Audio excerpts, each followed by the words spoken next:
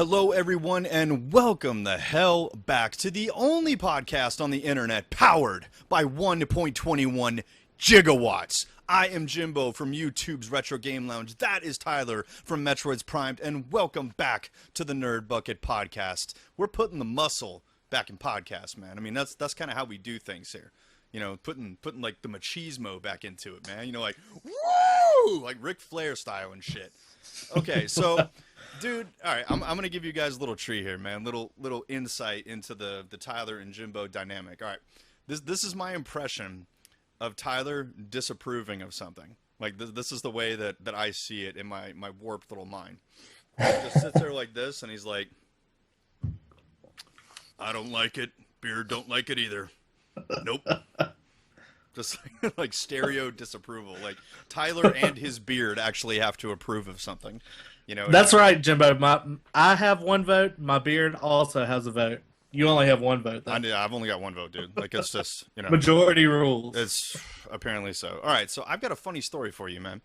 Right. So I'm sitting around the house watching TV yesterday. Not much to do, just kind of enjoying, you know, a down day, just not shit to do, which for me is actually really rare. And I'm just flipping channels and shit, and I think I come to HGTV, and they're doing one of those stupid house hunting shows and crap. And the strangest thing happens. Like, they're down in North Carolina or something, and, you know, there's, like, a family, like a dad and a mom and a little girl looking for a beach house. Excuse me. And the dad, I actually know him. I was like, holy Really? shit, I fucking know that guy. Like, I mean, we're not, like, friends or anything like that, but we used to work together, like, way back when. I'm not going to name names because what I'm about to tell you, I don't want to ruin anybody's life. But when you first started telling the story, yeah, I just immediately was thinking, like, the dad on the TV show was my dad. like, And I was like, Dad? wow, Dad has another family? I have a father? Yeah, it's one of those, like, watershed moments, like, Daddy! No, this is actually far more humorous, in my opinion. A lot shadier. So this guy and I used to work together. I won't say where. This was 10 plus years ago, man. I was probably in my early 20s. And I just remember that this dude actually got busted for rubbing one out in the bathroom. Oh, wow. He didn't get fired for it or anything. Like, one of the new people was, like, going in the stall, and apparently didn't lock the stall. And the dude had, like, feet up, you know, like, kicked freaking back, wang out, like, ah! You know, like, he was, like, full-on fucking stroke mode, man. Like, the kind of stroke that most guys only do when there's, like, nobody home. Like, as Chris Rock says, he's like, you know, man, the jerk you get when there ain't no wife, there ain't no kids, like, it's empty house, man, just a good you and your dick jerk. You know, it's from the way it was described, it was one of those. And so Wow. his wife is, what's a nice, fuck it, she's fat. I don't care. She's a big woman. Like, He's homely. really big. Like, the guy, I'm not going to name his name, but he's not a small guy. Not really thick, a little bit taller guy, but dude, she, like, dwarfs him. I'm like, whoa. So I couldn't help but think as I was watching this, like, you think he was dreaming about, like, big girls? You know, he's just thinking about the big ladies. I know the big ladies need love, too. I get it. And there's guys like this, you know, that love them big ladies. But I'm not in that club, man. You know, I wonder how bad is it that you can't wait until you can get home, you know, the privacy of your home, that you had to do it. Oh, dude, I'm not at the work bathroom. Wow. I am going to be the first to admit I've rubbed one out at work before. It's not a habitual thing with me before. I don't even remember where I was. It was a ways back, but it was just one of those things, man, where it's like I'm probably like heavy weight training and shit, and my T is like, you know, like revved up to shit, and it's just to the point where it's like, dude, I've got to get this fucking poison out of my body or I'm going to explode. Like, my testosterone is going to make my body actually catch on fire. Let the poison out. Yeah, dude, I'd let the freaking demons out. I've never. I can honestly say I've never done that. Really?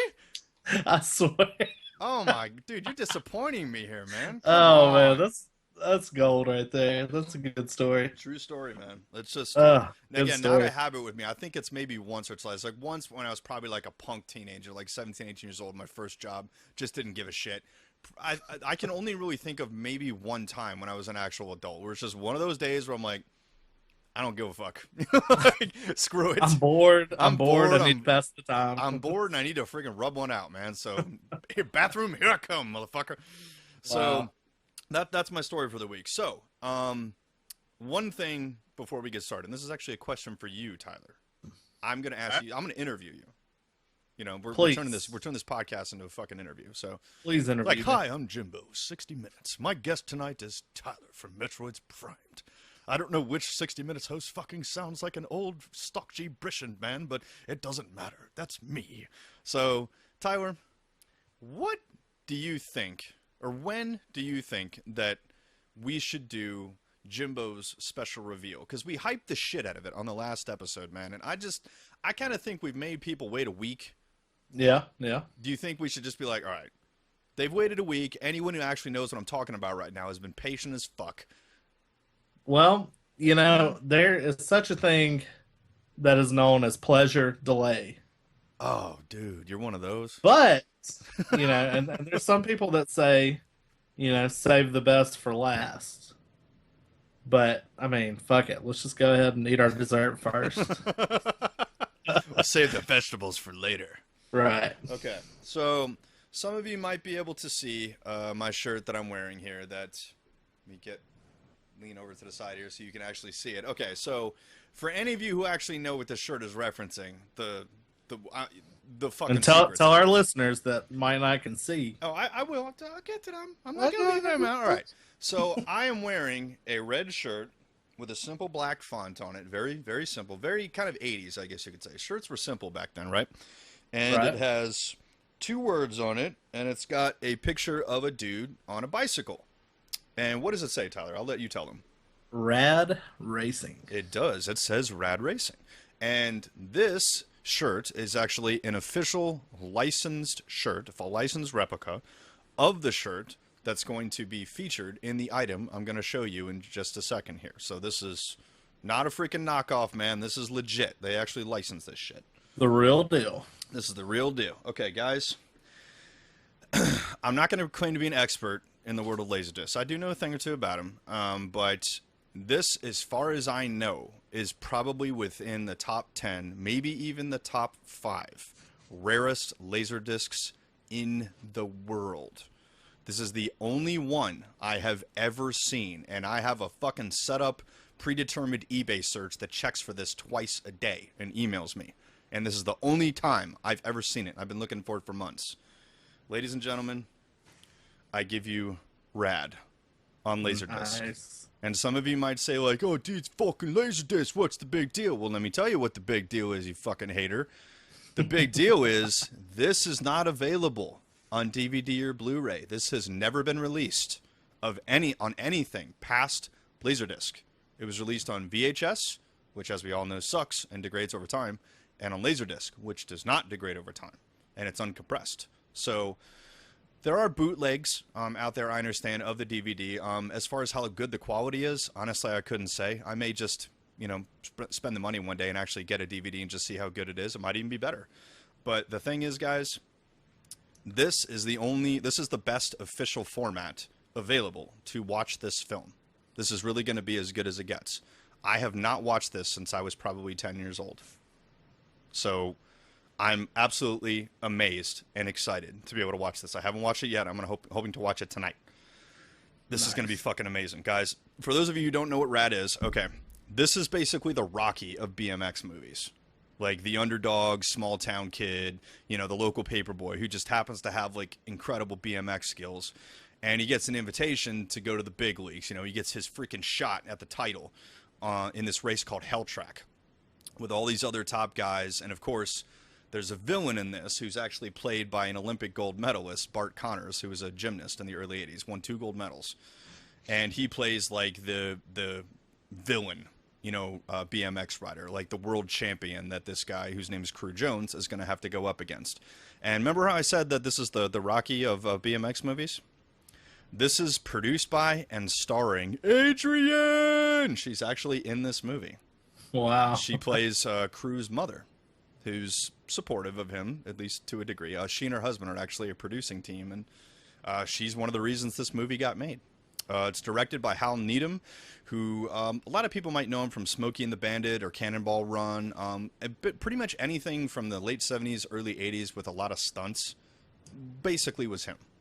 You know, especially car stunts. He was pretty much the guy. So all you Laserdisc collectors out there, and I know there are some of you on Gamer Central who actually do this shit, read it and weep. It's mine. You can't have it. So nice, man. Congrats on that pickup. I know you've been wanting that for a long time. I've been after that. That is one of the reasons that I started collecting Laserdiscs. Like, that was one of my motivations, was like, dude, I would love to see RAD. Why haven't they brought it out on DVD? There's a fucking Facebook page. All of the stars who were in the movie are like all for it. They've done like a 20th anniversary, a 30th anniversary. I'm like, what is the fucking holdup here, man? Like, somebody who owns the rights pay like 10 grand and put out a fucking DVD. Or Kickstarter that shit. I mean, we live in the age of Kickstarter. Start a Kickstarter, man. We will vote with our wallets. That's what I love about the age that we live in right now, Tyler. We can vote with our wallets. Well, I think the sole reason for me to get a Laserdisc player would definitely be the Star Wars trilogy. Fuck yeah. That's it right there. I honestly can't fathom why they won't put out the original ones on Blu-ray. I'm betting it was in Lucas's contract. I understand. That his definitive version is the one that he put out, a couple years ago. Mm-hmm. But give us the original version too. I mean, Peter Jackson does that with all of his movies. I agree. You get the original theatrical, and then you get the extended edition that he, couldn't, get the full cut for the theater. Mm-hmm. But, I just don't get that. That really annoys me. It annoys the hell out of me too. Like the whole thing with what was it? The National Archives. You know how they select certain films to be added to the National Film Registry, where they basically lock an original print of them in a vault to be kind of preserved, like Fallout style, for all time. Right. And of course, Star Wars, yeah, that goes without saying that's on the fucking list. I mean, that's in the top 5 most culturally, historically significant films ever. And they selected it, and they asked George Lucas just for an original 35mm print of the film, and he wouldn't give it to him. He did give them the revised version that he put out in the late 90s, and they rejected it. God, I mean, he is such a fucking control freak. That's being an asshole. It's like, dude, you're literally getting added to the most prestigious movie list on the planet. Like, the fucking U.S. government is saying that your movie literally changed the world. And that's not enough for you. Like, seriously, that's the biggest honor, maybe short of an Oscar, that you're ever going to get movie-wise. And you're like, well, the power of myth, I'm the artist, that's not the way I originally saw it, and blah, blah, blah, blah, blah, blah, blah. Well, nobody's hating on that, Georgie Porgy Puddin' Pop, but the fact of the matter is, Tyler and I are one of the last, still sort of young people that were in the Star Wars generation, meaning we remember this from our formative years. And the version that we saw is the version of Star Wars that we call Star Wars. That later shit ain't Star Wars. End of discussion. Yeah, and, one of my biggest pet peeves with the original ones, the unnecessary ads and all that, but I want my fucking Ewok song at the end of Return of the Jedi. Damn right I want the Ewok song. And I want the original Jabba the Hutt song, where the chick's like, yeah. I want that shit, because that shit was awesome. With that goofy little puppet who's like, like this. That was the best part. That was. Have you ever seen the? Now, if you're watching that, there's a chick with the long tentacles. She's blue. Yeah. Have you ever watched that in slow motion? Like when she's dancing and or something. Yeah, boob pops out and shit. I swear, and it's still cut in the movie, but you can slow down. Well, I guess when he's like pulling her into the pit or whatever. Yeah. And she's like trying to pull back, like titty pops out. Dude, there's a titty in Star Wars. There's a definite titty in Star Wars. Slow it down and tell me if you don't see it. Dude, you made my childhood just so much more awesome now. That's right. A titty in a PG movie, that would never happen these days. Yep, and they've, for whatever reason, they've never cut it out. So, damn right. Yeah, see, he goes to the trouble of adding all this other crap, but he doesn't go back and like retcon something like that. Like, like that I can understand. Like, that kind of bothered me as an okay, that I understand. But oh And it's just fuck. something that I like happened upon because like I had missed, you know, something in the movie when I was watching it one day, and I rewound it. And sometimes you hit the like wrong rewind button and it kind of goes back like frame by frame. Well, I just happened to hit that, and I was like, "What? There's a boob popped out in there." So, so it was just like a little hidden surprise there. Hey, So dude, I wish that your shirt right now. Tyler was wearing a Star Wars shirt right now, by the way. I wish it just had like a giant tit behind the fucking letters. like, when you see the Star Wars credits rolling up, like all you see first is a big boob, like dun dun dun dun dun dun dun dun dun dun dun dun. You're like, yeah, I know what I'm getting into now, brother. Woo! Star my Wars. I got to give a shout out to my girlfriend because she hooked me up with this week. Really? She got us shirts to go watch the premiere. Does she know about the boob? No, she doesn't know about the boob yet, You but should she probably will. tell her. She will, trust me. So when she asks like why you're watching Return of the Jedi for like the 8th time next week, and you're just like, it's a fucking good movie, okay? Don't judge me. Like what are you so fond of the And the Jabba door's part? like the door's locked and there's Kleenexes scattered about. You're like this. What? Oh! You're turning around like, I told you I was cleaning the room. Go away. Like fuck? Doofy on Scary Movie. Yes. I was vacuuming. I'm vacuuming. Don't bother me. I'm vacuuming my room. No. Oh man. Deputy Doofy reporting for duty. Fucking Doofy. He's the best part of that movie. Well, Jimbo, I thought we'd start off. Oh shit, you're getting serious. Yeah, we're gonna change gears here. We're gonna put it back in first gear, Oh. and we got kind of a fresh controversy here. Okay. And it I guess started Friday, but me and you had originally talked about this Friday, but I was pretty excited for the retro VGS console to be released, the Kickstarter for it, Mm-hmm. and Friday, the company really, I think, surprised everybody because they announced that it was going from Kickstarter to Indiegogo. I heard about that. And I've, supported a couple of things through Indiegogo. I know Game Chasers had. What are you doing over there, Jimbo? Nothing. I saw you shaking something up. I'm not at work, so that's not possible. Is that a yoo-hoo? Strawberry Nice. Yoo-hoo, actually. I'm sorry, I Nice. didn't mean to distract you. Please continue. Hey man, yoo-hoos are distracting. Especially They're the strawberry delicious. ones. They're deliciously chocolate. Or strawberry. And strawberry, yeah. All right. So, anyways, moving back to the retro VGS. Mm-hmm. Anyways, they moved to the to Indiegogo, and I supported a few campaigns through that. Namely, the Game Chasers did some of their seasons from YouTube through that, and when initially when this company was talking about, and it's the guy that runs Retro magazine, Yes. and initially when they first talked about releasing this console, it was going to be like, I want to say around $150 to $200, which That's reasonable. yeah, that's a very reasonable price. And then they released the Indiegogo campaign yesterday, and it was $300. What the And fuck? and that's for the first 500 consoles only. So if you don't get the early bird special, they move up to $349.99 each. Has someone told them that that's the exact price of a new Xbox One with a AAA title included? Right. And I know when you and I talked the other day, I was still kind of like, yeah, I think I'm gonna support it and all that. Mm-hmm. But after doing some research, like I honestly don't know if I can support it anymore. Okay, why did you say that? All right. Well, I was looking into the whole campaign and everything, and basically, you do get a pack-in game called Tiny Night, Okay. and it's I want to say developed by the company that Gamester 81 works for. Okay. In television, not in television. Oh, it's something like it. They do like ColecoVision or Coleco. Like, isn't it like Gamester Vision or something like that? No, that. Damn it, I can't think of the name of the. It's not in television.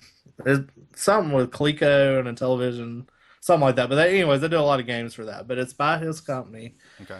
and I mean, it's just a very basic like platforming game from what I've seen. Okay. And I've seen some of the other games, announced for it, but like nothing seems to be for sure yet.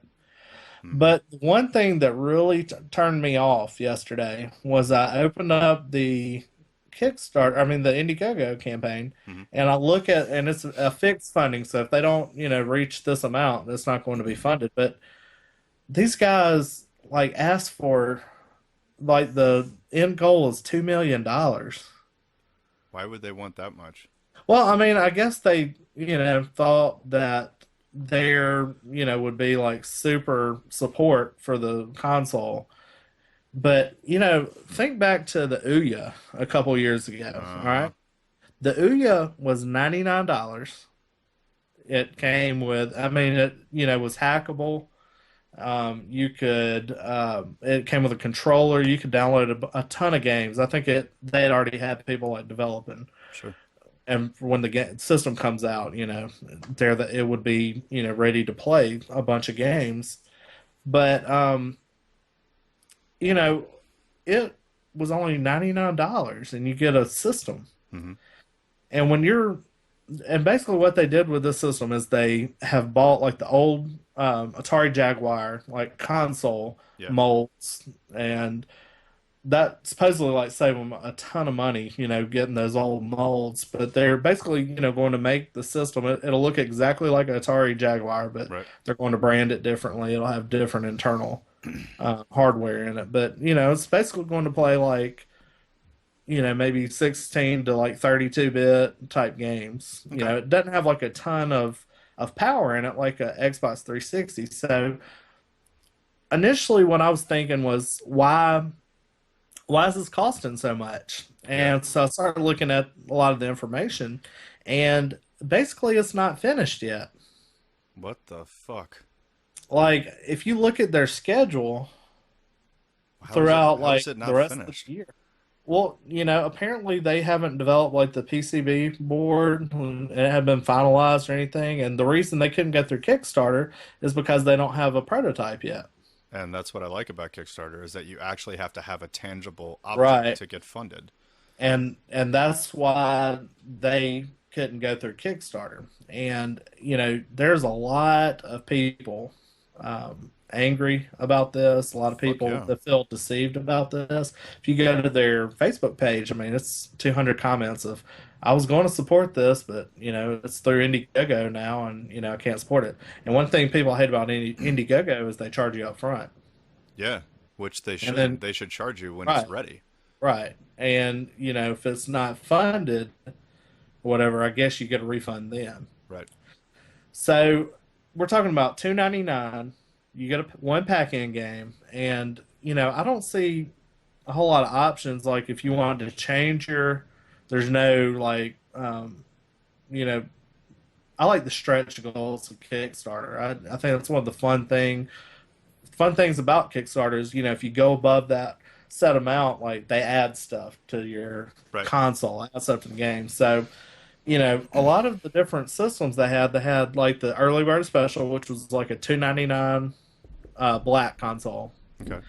Then they had like a personalized version. I don't know what they add to it. Then they had all these different like a bronze, a silver, a gold system, and those were increasingly higher in price. And then there's like an elite one that you can get for like $500, which you get like one of the very first like serial numbers. Which I mean, who cares? I don't give a fuck. But you know, I just think they've priced themselves out Of the of market. everybody's interest. Yeah. Yeah. I mean, let's look at and of course this system had a lot of previous versions, so they had money rolling in probably Right. from earlier versions. But let's look at the Retron 5. This system has capability of playing like 5 or 6 different types of systems. Mm-hmm. You've got, More than that, actually. Famicom, Super Famicom, NES, Super Nintendo, Sega Genesis. It can do the Sega Master System, but you have to have The the adapter. converter, and all the different Game Boys, Yep. Advance, Original, Color. When you But when you count the imports, that's 8. yeah. So we got 8 different systems, and it goes up to basically 16-bit Mm-hmm. systems. But the system also has like a ton of other features. It's got a wireless controller, so it's got a lot of stuff internally that you would think would raise the price up above $100, but they're able to sell these things for $130 each. Right. Why is this system costing $300, three I hundred would fifty ask the dollars same each? question. It's And what it's like you're funding them to finish their prototype or something.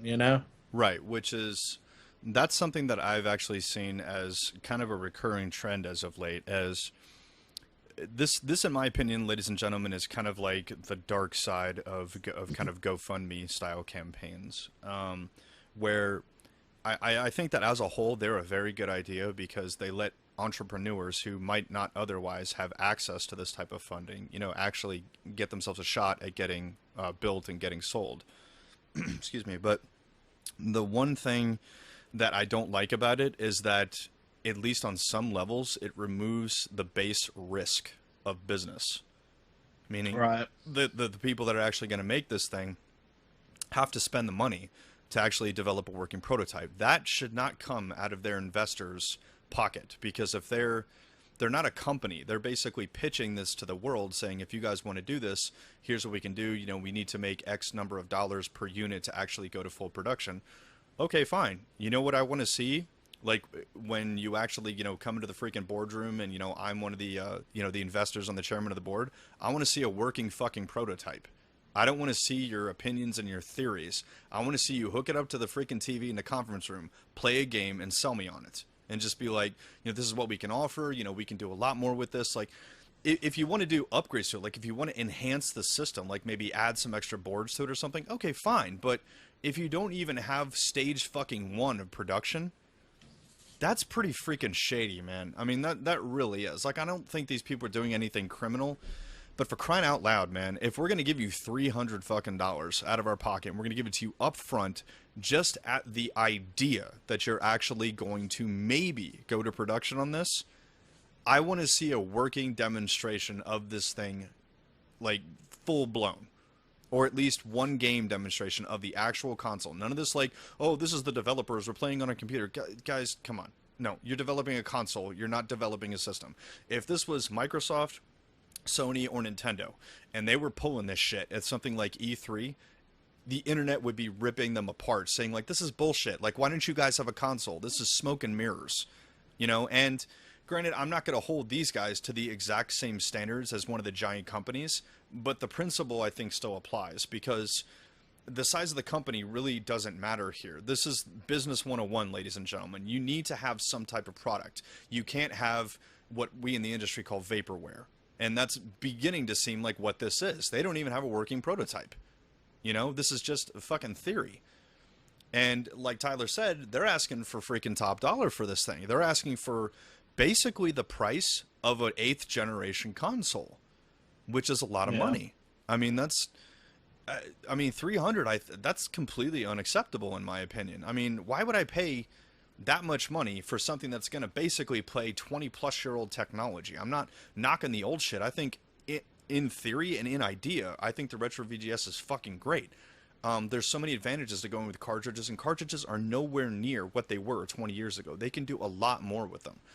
They can fit, CD plus, DVD plus size data on these things and actually make a full-scale game. No loading times or anything. It's simpler, Again, in theory, I think it's fantastic. But at the end of the day, ladies and gentlemen, Indiegogo, Kickstarter, GoFundMe, all of these things are basically asking the consensus to become investors in a company. Investment is based on risk. And right now, this risk is too high. Right. It needs to be $200, $250 at the most. And not this introductory price bullshit. $249.99 needs to be the damn MSRP, period. They need more than one And launch I title. could, if I were to do it, I would think 200 would honestly be the max I would go initially. I was being liberal. Yeah, I mean, I was being nice. and 250 would have been a lot easier to digest than 350 is, Yeah. but I mean, there's people left and right basically saying the same thing you're saying. They're Hmm. saying, look, you don't even have a working, you know, prototype of this. How do I know if I give you my money Right. in a year, you're going to say, we weren't able to get a working prototype Yeah, out of. because if they get funded, that's it. You And I mean, know, development costs are, they can go like extremely high, sure. extremely quickly. And I don't know, man. I was really, really, really excited for this. And there's a lot of different game companies that were, throwing their support toward this, and we're going to put out, games on the system. Hmm. Um, Neo Geo dev team, which does the newer Neo Geo games, and Hmm. they also release them on Dreamcast, new homebrews. But they Awesome. were talking about bringing some of their. They've got like Gunlord that they announced that they would bring to it, and that's basically a Turrican style shooter. Nice. And they've got another shooter called Last Hope, I think. Okay. And it's a shooter, and it's really expensive. I mean, like their Neo Geo games are like $600, $700, and you have to pre-order them from their website. They Wow. do really limited runs of them, and I've actually got some of their Dreamcast games. I got Gunlord, but and they're really high quality. But I mean, who wants to pay $600 or $700 That's ridiculous. for a Neo Geo game? I mean, I'd much rather have like a $50 or $60 cartridge, where Sure. I can just play it. I love the idea of the system. The execution is piss poor. I couldn't agree more. But and it's fallen flat, Jimbo. It's was sitting at 50,000 last night Hmm. out of 2 million, and it's still at 50 something thousand today. And Ooh. these Kickstarters that are, that are successful Yeah. are blazing, Yeah, they get funded bringing money quickly. left and right, Yeah. and I think they highly misjudged the interest in this. Like the Absolutely. retro collectors, I think are interested in it, but not at that price. Yeah. And this is going to be a big failure. And I hope they bring it back to the drawing board one day and try and figure out how to do it for a cheaper price or whatever. But it's not going to fly like this. No. It's not going to fly at all. I will And tell you how I would fix this if this to make this succeed. I can tell you in less than a paragraph how they could turn this around in a perfect world. all right. You get Neo Geo basically signing on, even though they have in a limited capacity, to bring ports or new games of their back catalog. Meaning, we're bringing King of Fighters, we're bringing World Heroes, we're bringing Metal Slug. We're bringing maybe an update to NAM 75. Like, just a bunch of the fucking Neo Geo MVS catalog updated or revised or an Hmm. anthology or something. You get Capcom to release a new Mega Man game specifically for this system. Do it in 8-bit or 16-bit or something like that, Mega Man 11 or whatever. You get Konami to release a new Castlevania game for this in 16-bit. And I mean, those would be really neat ideas, but I mean, what you've got to have something that is going to pull people for this system, like and it's got to have something exclusive to it. I think if you And pull all those things in, that they would be funded already. now If someone told me that I could basically play Super Castlevania 5 on a system, I'd Mhm. be like, "Fuck you, take my money." and there here we have the president of Intellivision, Keith Robinson, has said that they would love to bring some of their old games to the system because the some of these other games are deteriorating over time, and they'd love to preserve some of these games on a newer system. And I'm reading some of the other little snippets. They have a lot of support from indie developers. Namely, one is Watermelon, and I'm highly suspicious of this because this brings me to another point. I backed one of Watermelon's Kickstarters, Mm-hmm. and this was back in 2013, and it was for Pure Solar, and it still hasn't shipped since 2013, and we've been getting updates throughout the course of the summer and year, and they keep saying, "Oh, it's going to be next month. Oh, it's going to be next month."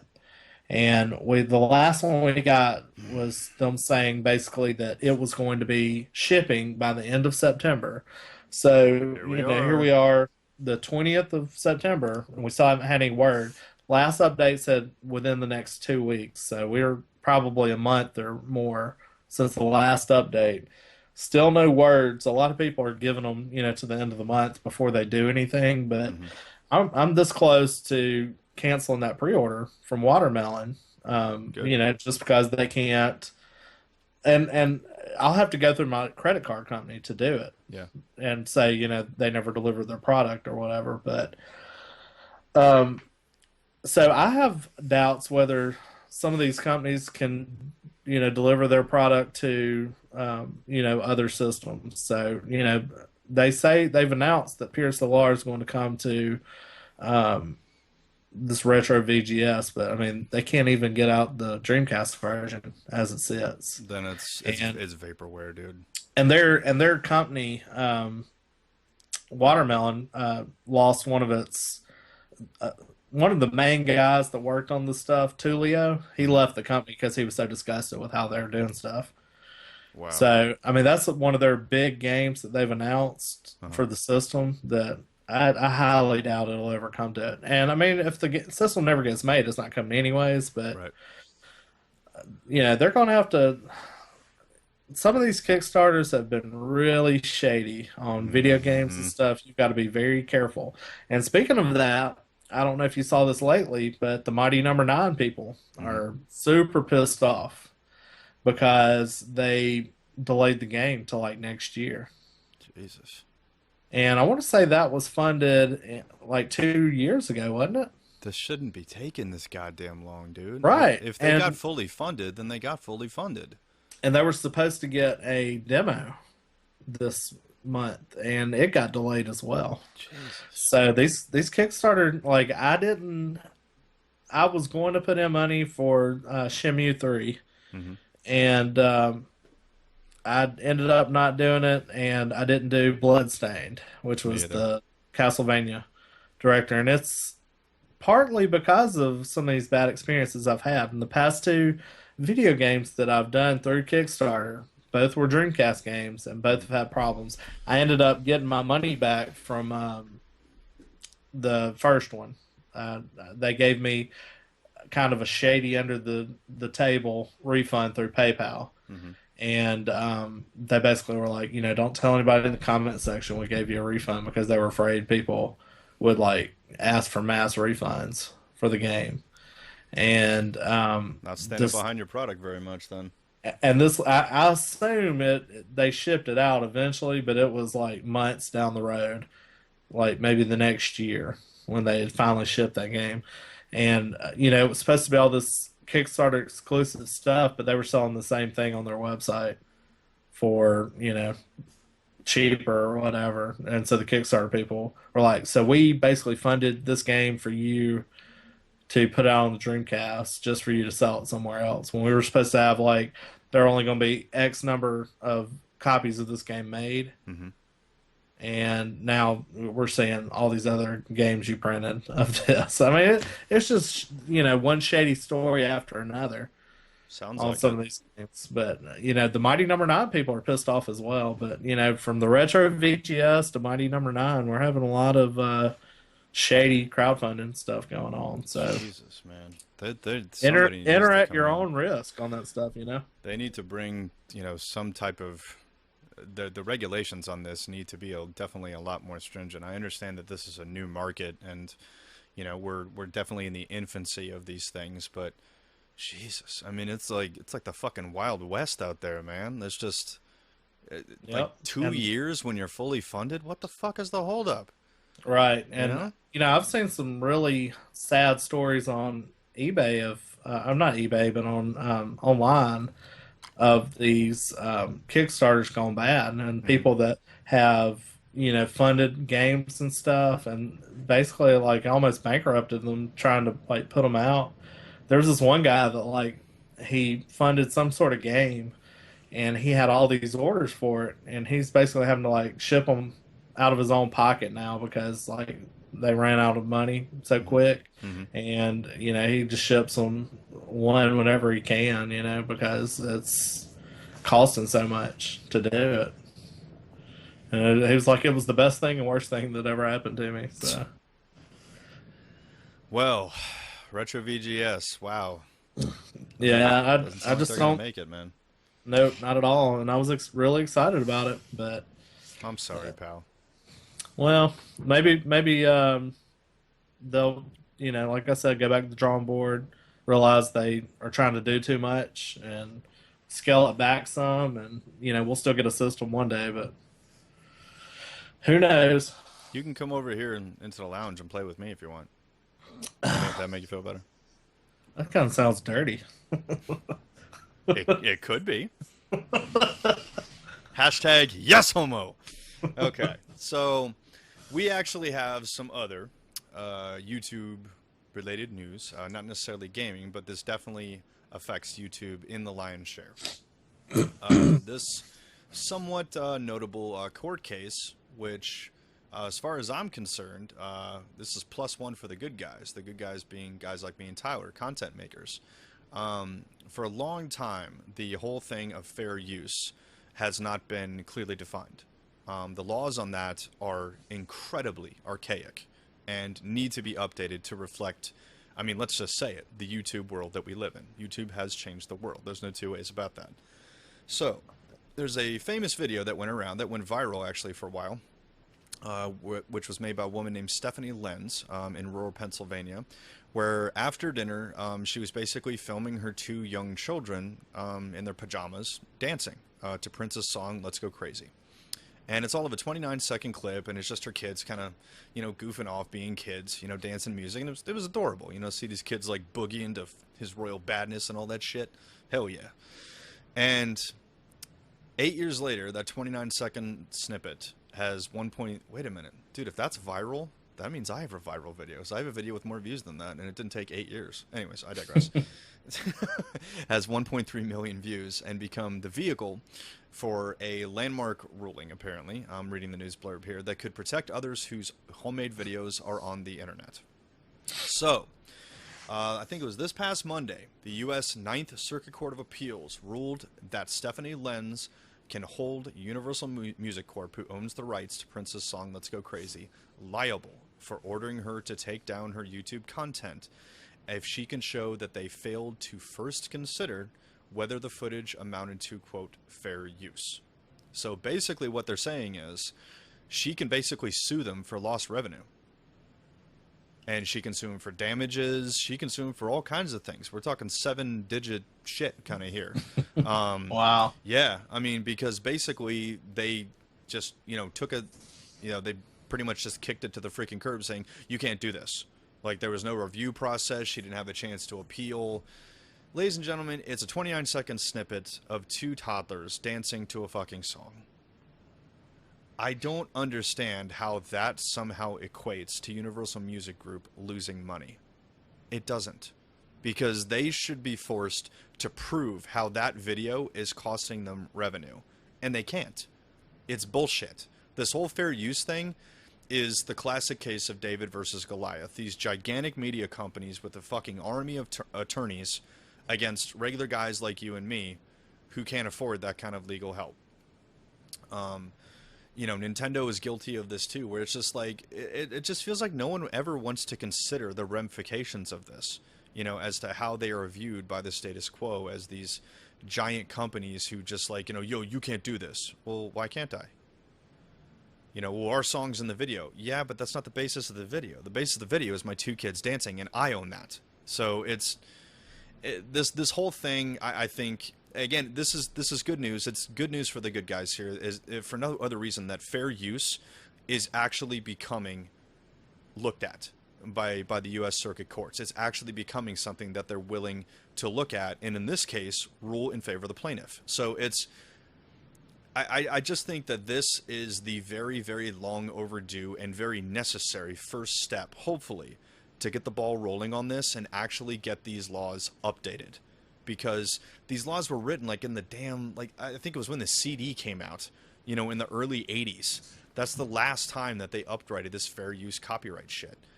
Ladies and gentlemen, the politicians out there on Capitol Hill, I know most of you are old and really don't remember doing anything short of being a fucking bought and paid for politician.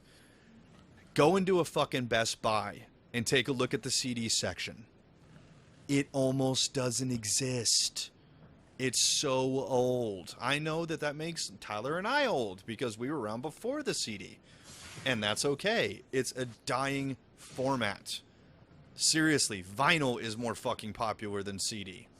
What? That blows my mind that vinyl is more popular than CD. It's true. Like, vinyl's like had this kind of cult resurgence, and really has. No one wants to buy a CD, dude. Like, iTunes, for better or for worse, basically killed the fucking tangible media that we all know. So Napster killed CDs. Napster definitely started it.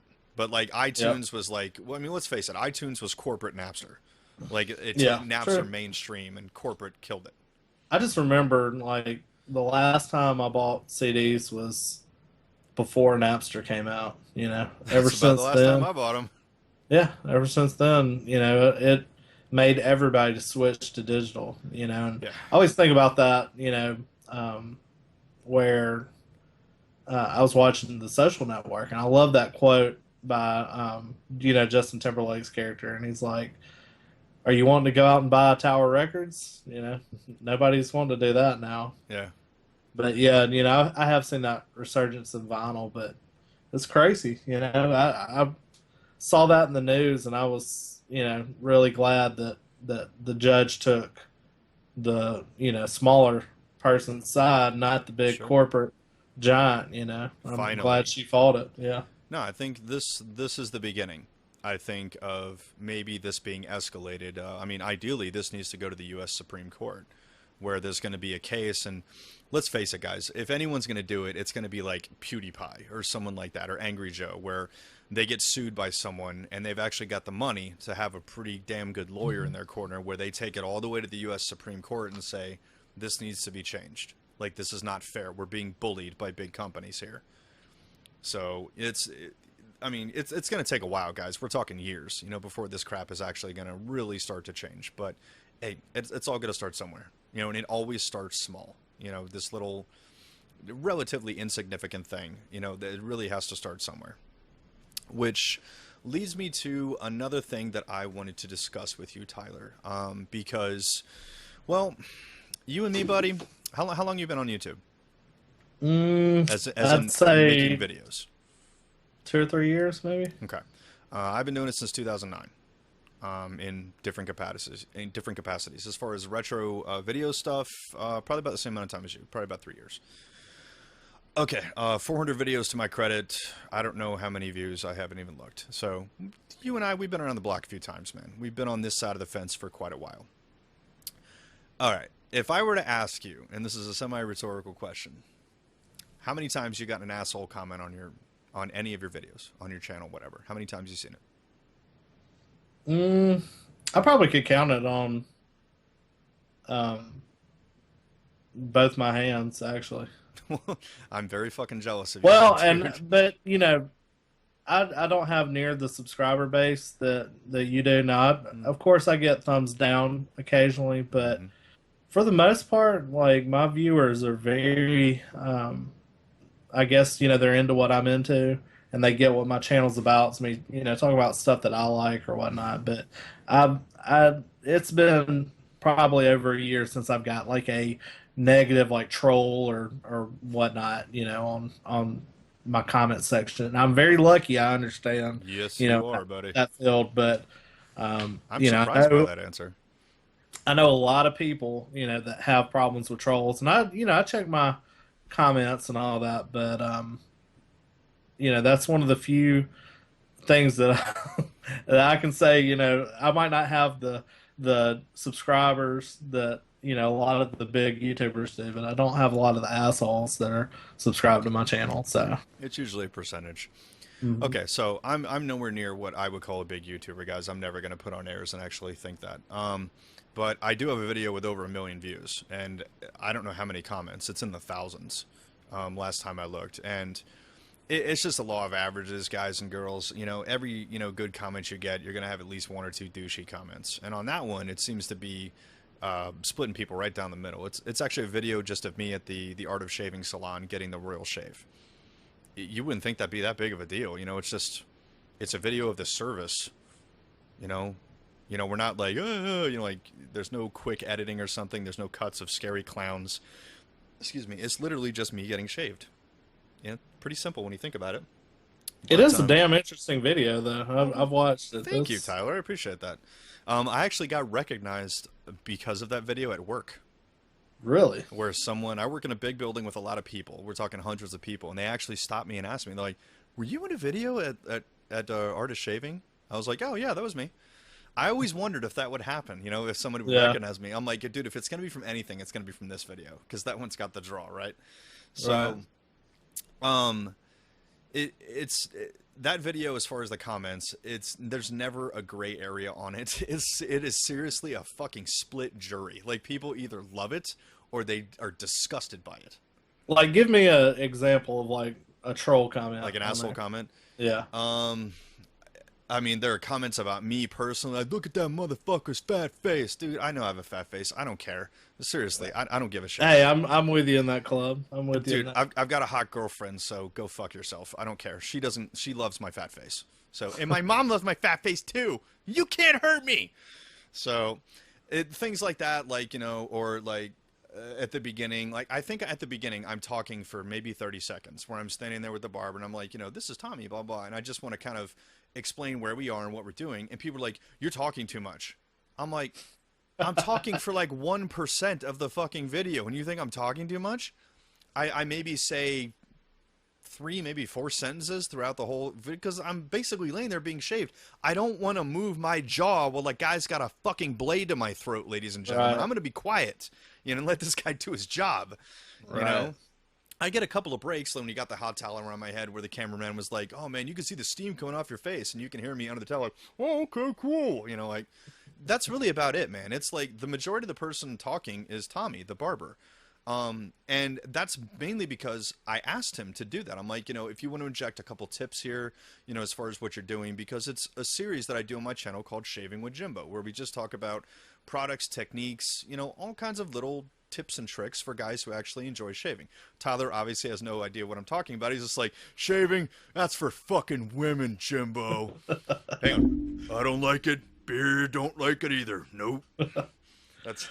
I would actually like to talk about shaving with you, Would you? sometime. Okay. We need to talk about it on the Nerd Bucket podcast. Okay, we'll save that for next episode. Since you're an expert on it. I don't know if I'm an expert, but I know a thing or two.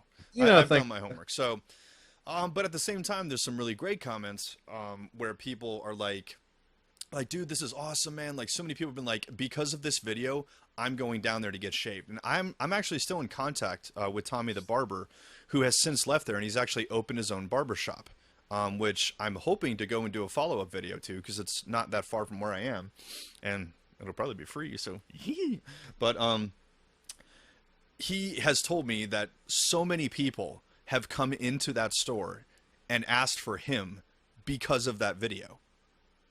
Oh, wow. I cannot fucking believe that something I did has actually made that kind of impact. I'm like, "So I guess you owe me for tips, huh?" He's like, "Sure, as soon as you share the residuals." And I was like, "Fuck."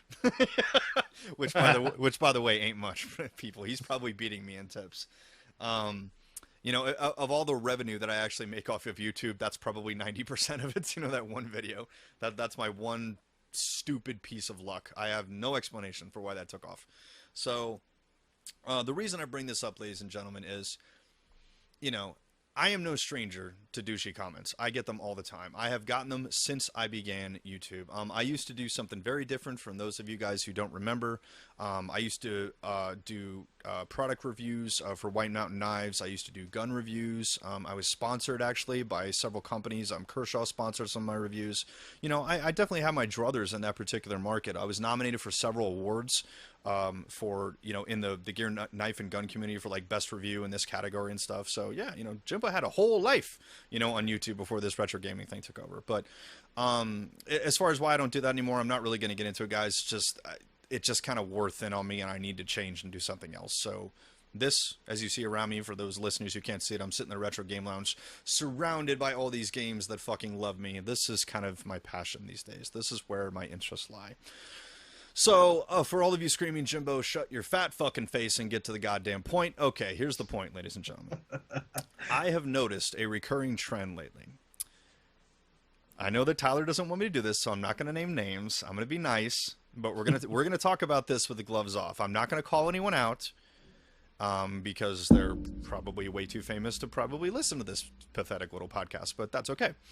There seems to be this aura in certain circles on YouTube that because what you're putting out is free, that you are above criticism, which I take issue with.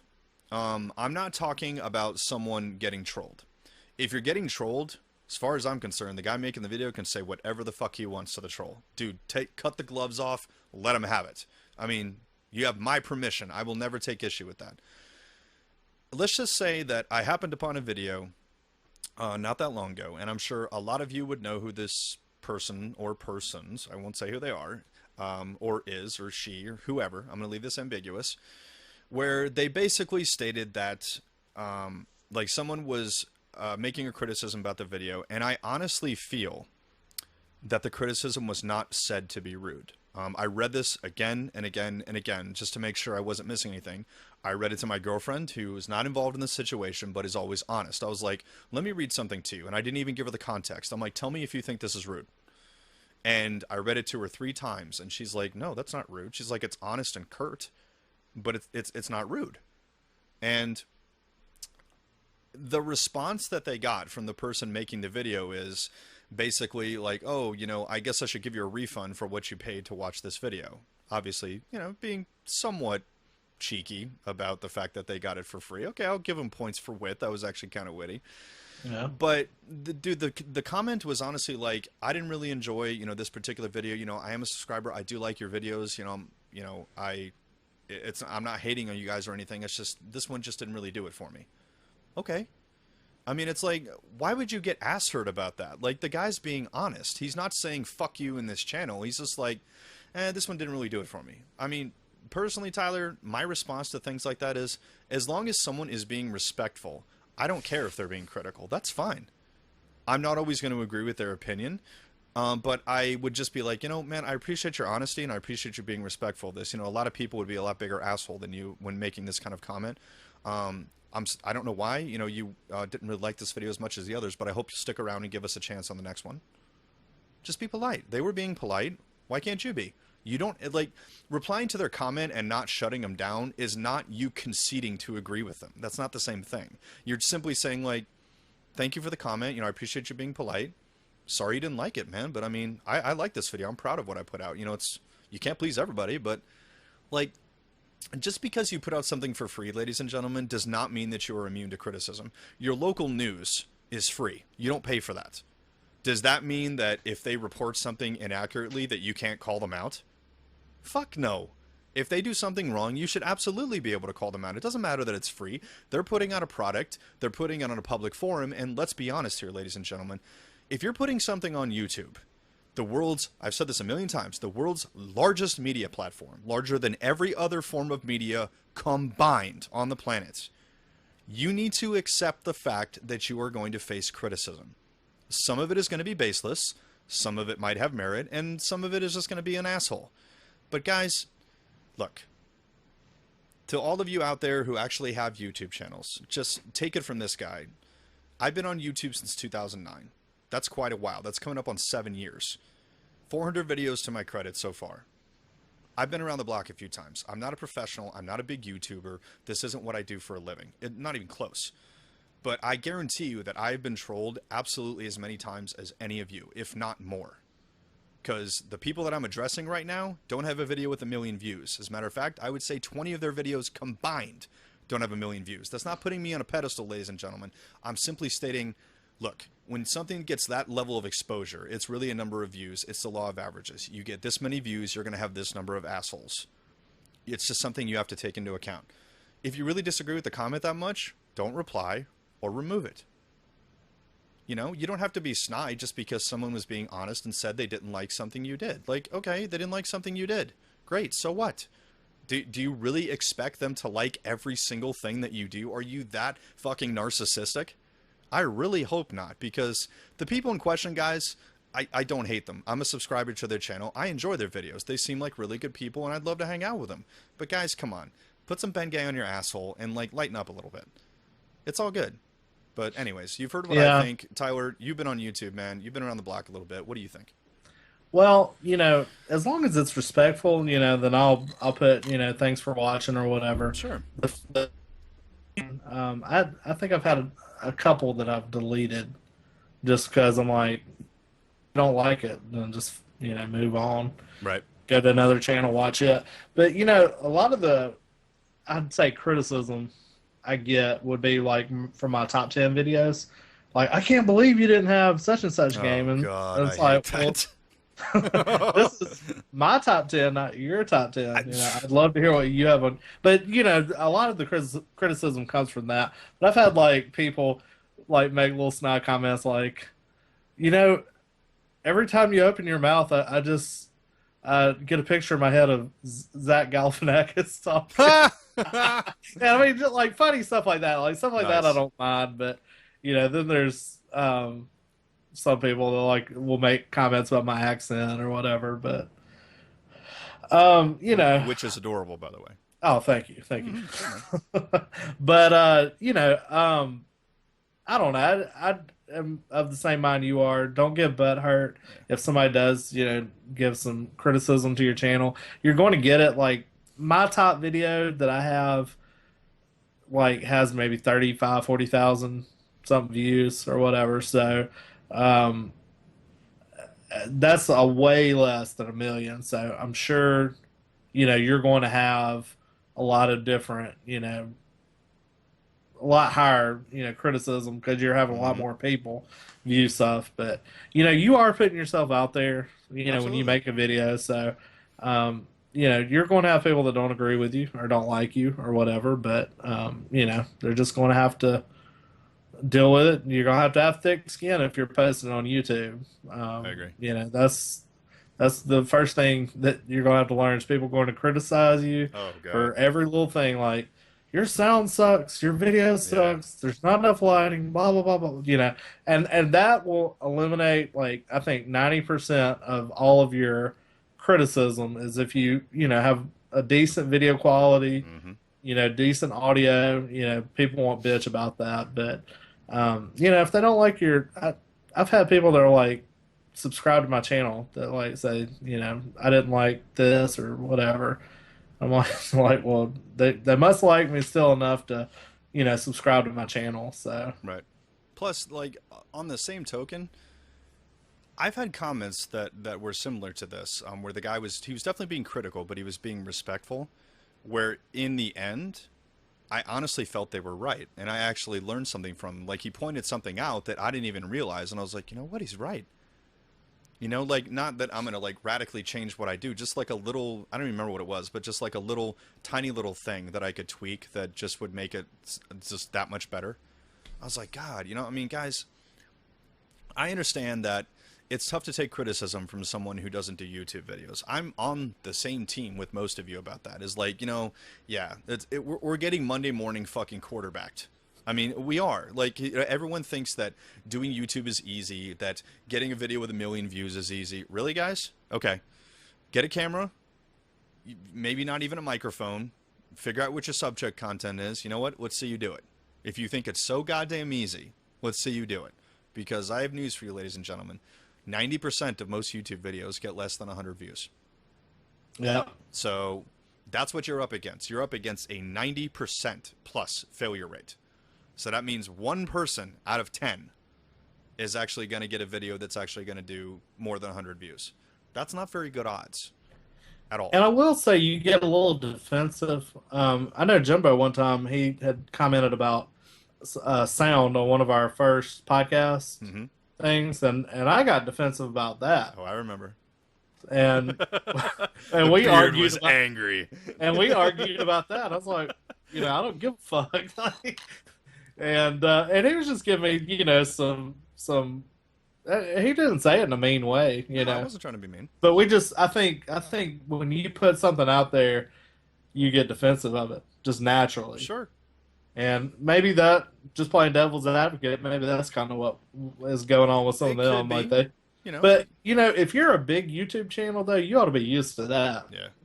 We're talking about like fairly small channels, like like mine. Like I might not be used to that, but if you've got 40, 50, 100,000 subscribers, 1 million. And when you get up to like 1 million subscribers, they don't even comment on their No. one thing that I will pride myself on doing is I try and respond to everybody's comment. Me too. That leaves a comment on my channel. Like I love doing that. I love interacting with the people. Sure. I think, I can understand some people that have like 1 million subscribers, 6 million, like PewDiePie. I mean, he would spend all day trying to. He would have no time to do videos. Right. So. There is a threshold. Right. But I mean, even at 100K, dude, I think you can still mitigate it because you're not getting 100,000 comments per video. You just got to stay on top of it. Let's swap over to some gaming stuff. Have you been playing anything this week, or have you had kind of a busy week? No, buddy. I've been playing the shit out of a particular game. It's funny you should ask. Actually, I was playing it today. Okay, so I know I'm gonna get some shock and awe on this one, but I actually never played Fallout New Vegas. Oh, really? Okay. I played Fallout 3, so I did do that, and I think I almost finished it at one point. No, I never got around to New Vegas for no particular reason. I loved Fallout 3, so there's no logical reason why I wouldn't play it. But I saw a deal on Walmart, and as far as I know, this deal is still good. So if you're listening to this now, check Walmart and you don't have the game, where they had basically the platinum version of the game with all the DLC for $10. I love that. That's deal of the game of the century, man. Bethesda does that with all their games, yes. And even though that wasn't technically Bethesda developed. No, it was Obsidian. It was just right, but they published. I love like when they bring out their initial game and then after they release all the add-ons, whatever, then they release that like Game of the Year edition. And, I love when they do that. But anyways, go ahead. Sorry. No, you're fine. So I figured at $10, I'm like, wow, this is like the best deal on this package I'm ever gonna get. It's a platinum version of the game. I know that that's not big with collectors, but guys, it's all right there on the disc. You basically got the director's cut of the game for 10 bones. Can't beat it. So I'm like, fuck it. I'm gonna pull the trigger. I'm gonna pick it up. So I went back and started playing it. It's been forever since I played a Fallout game, and man, I forgot how much fun it is. Like, just doing VATS alone has made me laugh out loud several times. Like, and I've probably done the VATS like I don't know 100+ fucking times already. I think I'm at level 15 or 16 right now. Yeah. And I have the bloody mod or the bloody perk where when you shoot someone, that's like they fucking explode. Oh, that's beautiful. Yeah. But that's great. Today I discovered a really big flaw with having that perk. When you do bounty missions and you have to bring back their head. Oh, wow. If the perk kicks in, it actually kicks you right in the wallet. So wow. I was like, God, because it's a roll of the dice. Like every time you kill someone, it might happen. I think it's like a 1 in 2 kind of chance. And I was intentionally not aiming for their head and everything because the guy even said like aim for their body. So I'm like going for the legs and the body and shit. And I had my my NPC was following me. I had her back off, who was voiced by Felicia Day. Okay. The Will. Whatever fuck her name is, Geek and Sundry. Guild, yeah, Geek and Sundry. She does the Guild. Yeah, the Guild. I just happened to notice. I was like, that sounds familiar, and I looked it up. I was like, holy shit, it is her. So she's rolling with me, and yeah, I've only done one of the bounties so far, but that bitch fucking exploded. I was like, God damn it. I mean, you still get paid for it. I think they cut it down by half, But I was like, oh, dude, that's like, I wish you could go back and undo that perk and like swap it out for a different perk because I would probably leave that one on the back burner until I actually have money because that's the main reason I'm doing bounties is I'm hurting for cash. I went into a Right. freaking radioactive vault and basically all of my money was spent on like RAD and stim packs and I'm getting fucking healed by a healer because I had radiation points. I was in the freaking red when I came out of that thing. Oh wow. I was probably glowing.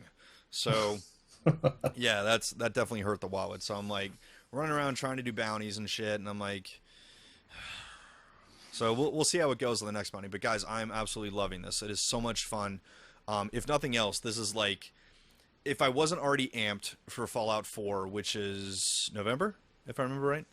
I It's believe November. so. Okay, so that's a couple months away, guys. I am like super amped now because it's that same cup of tea, it's that same flavor, it's that same universe, just everything amped up. You know, bigger world. I can build my own house. You get a dog. There's more dialogue. You know, I mean, just everything about it is upscaled. And I can guarantee you this, guys. When I get this, when I get that game and it actually comes out and we actually get to play it, I'm gonna do an entire episode of the podcast rocking the fucking Pip Boy. Promise. Hell yeah. Guaranteed, man. Just so I can, all the haters and be like, oh, I didn't get one of those. Yeah, well, I got one. So there.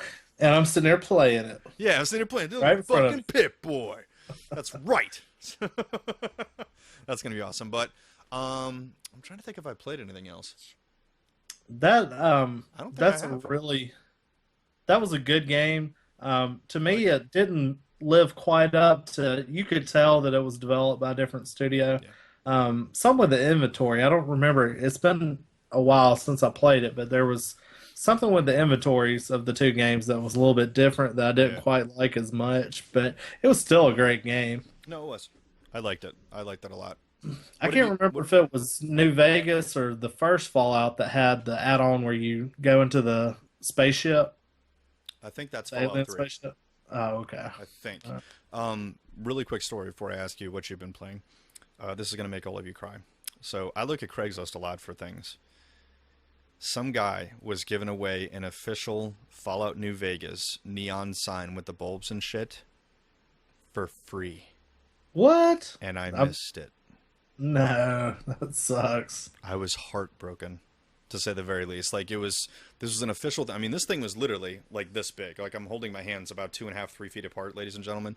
This was like a big neon sign with bulbs and stuff. Like it looked like something that would actually be in the game, and he was letting it go for free to the first person who came picked it up. I probably would have ran children over to go get it. Dogs too.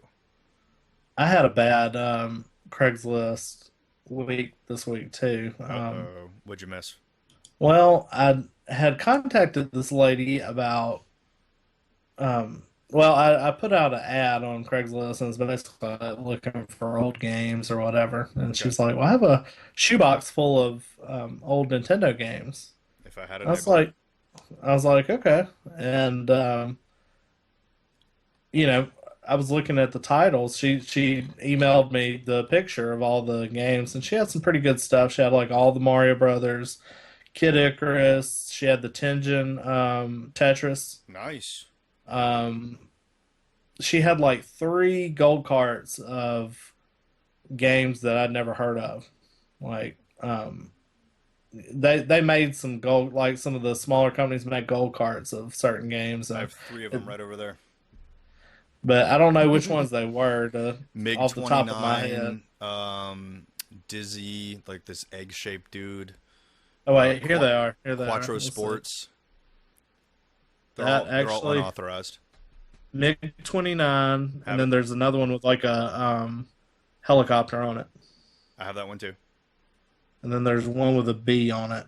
It's like Have it. B-52. Yes, have that one too. Are those rare in any way? Not. I would say they're uncommon. I don't know if I would go as far as rare. If Okay. she's offering a good bulk price on it, I would definitely get it. Well, she was, after questioning her and all that, she said that she would take $50. How many games? I'd say close to 20 or That's a more. pretty good deal, dude. Yeah, but anyways, so I I was like, well, I'll give you 40 for it.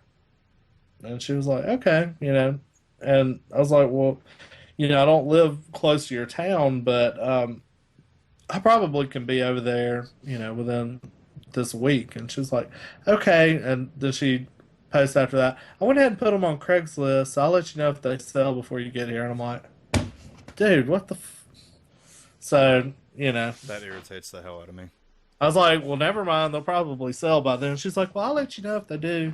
I was like, well, thanks. Why'd you even contact me to buy them if you're just going to post them on Craigslist? Yeah. Anyways, and I wasn't going to drive an hour out of the way to pick up those games unless it had like something super rare, in it. So, Nice. but yeah, that's my Craigslist disappointment. Beard sad. You're like Ludo from Labyrinth. Angry. Beard sad. So, as far as news, man, that's really about all I got, unless you got anything. Well, I've been playing a ton of. Oh yeah, I forgot to ask you that. Yeah, My bad. That's my news of the week. That's my Tyler's gaming news. TNN. I've been playing Shadow of Mordor just okay. all week, man. Like this game has got me so hooked. I was like telling you that it's like Assassin's Creed on crack. Yeah. Oh my god, it got so much better this week. I got to a couple missions that I was just getting my ass kicked on. It was getting me really frustrated. So I was like, I'm gonna spend some time doing some of the side missions and stuff, and just like getting more XP so I can level up my character. Well, I got my character at this point now where he is just a complete badass. Like the combos and shit that he can do. Like, Assassin's Creed, you're not ever like just fighting like a million people. Well, like if you walk into certain missions on Shadows of Mordor, like they will raise the alarm and call in like everybody.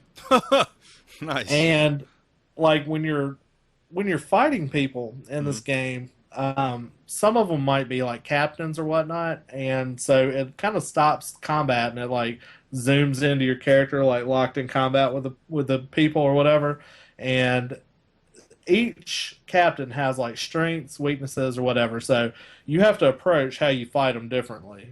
Okay.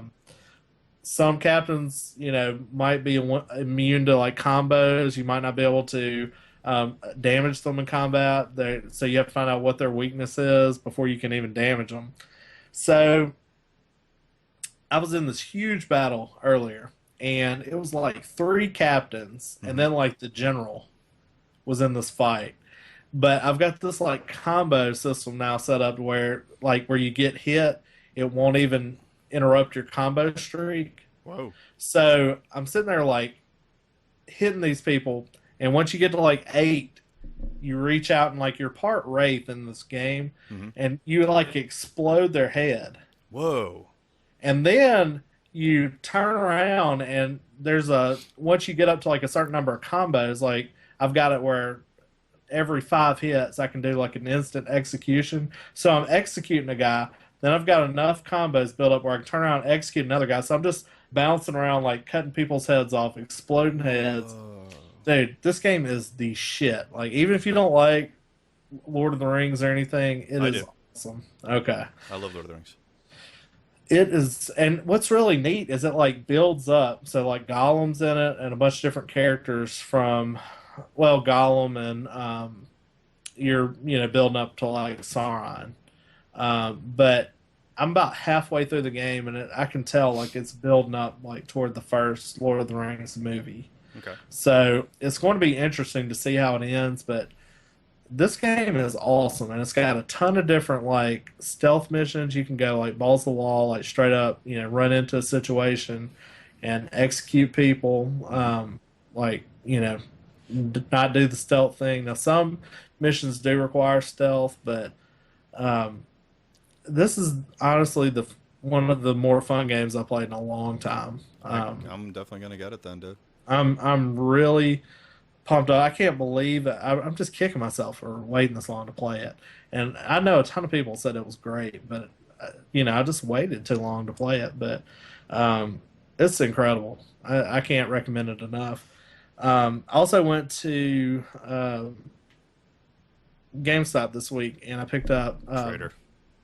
Well, I will say that when I go to GameStop, I always go to the bargain bin because Fucking I want to trader. see. Hey, calm down. Trader. Best Buy, damn you. Well, I don't have a Best Buy an hour within me, so Well, you need to move then. Closer to the Best Buy. easier said than done.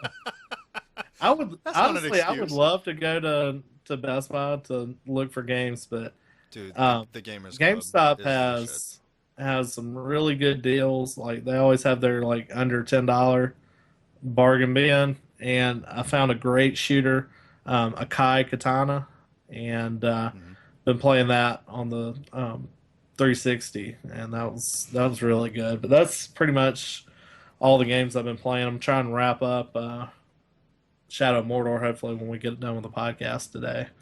I have And a question for you. uh-huh. Okay, so dude, somebody just told me it's been fucking forever since you and I have gamed together. Like we're I know. friends and we do a podcast together, but Tyler and I have very busy schedules, and we both have really hellish commutes and have a lot going on. All right, well, first question, do you? Because the last game that you and I played, I think, was Diablo, Yeah, and was did you ever get the expansion for that? I did On which system? X-Bone. Yes. Okay, cool. Well, I have it now. But What? I want us to pick another game. I'm kind of Diablo'd out. Oh man, I have no one else to play with.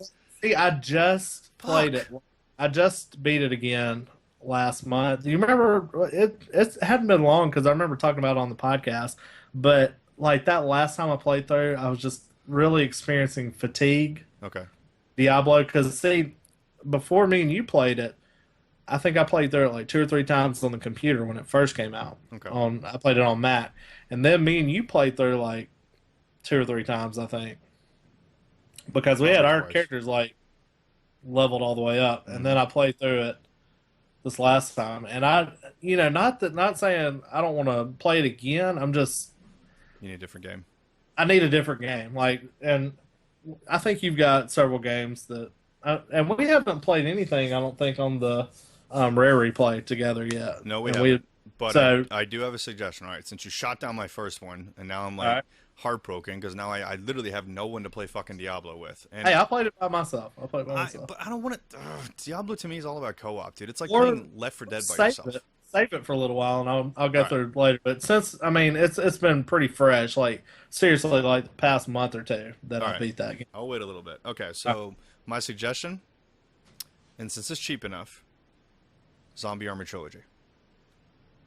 Okay. I think you'd honestly like it. It's fun as fuck, and it would be so much more fun if I had someone to play with.